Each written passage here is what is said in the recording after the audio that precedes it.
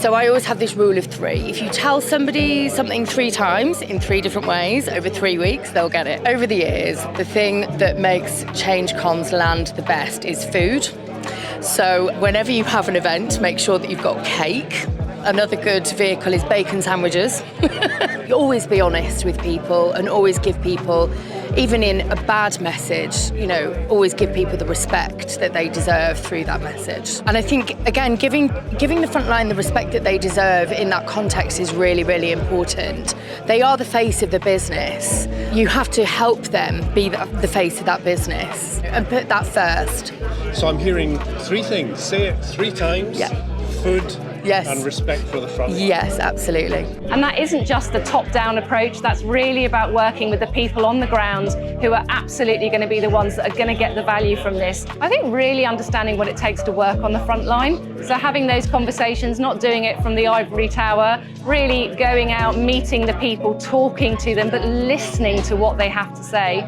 And then understanding as well whether or not the product you've got is really going to fit what they need, rather than trying to sort of fit the square peg into the round hole. There are lots of 3 or 4 minutes that you have to compile to make a whole course, but yeah, people like to be able to consume at their leisure, and that means breaking it while they're doing other work. And again, I suspect that comes from the working environment less than the way in which we deliver training. So it's all about having fun, and if we're honest and we're transparent and we're having fun and we communicate that's what we're about. Speaking from a technology company, the key thing is being able to ensure that any solution or innovation that we try to bring very much encompasses the requirements of the people aspect of it, whether that's the behaviours or the rules and procedures that govern how people act on a day-to-day basis. Really early on, setting out those requirements and being clear and transparent and having the communications around setting people's expectations, getting the buy-in nice and early, and getting people generally sold on a vision.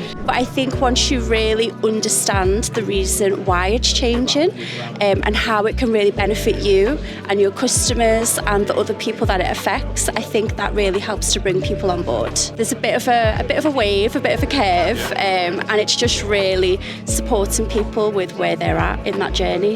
If you're in a leadership role and you can actually affect change, you've got to ensure that your people actually think that you're with them, you're supporting them. So you need to somehow get out there.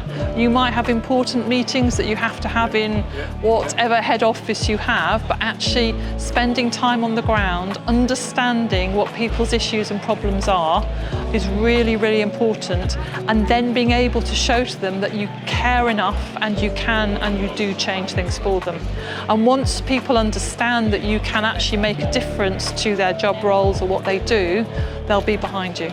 If people feel they're being included and they're being listened to and they're being heard, then actually it makes such a difference.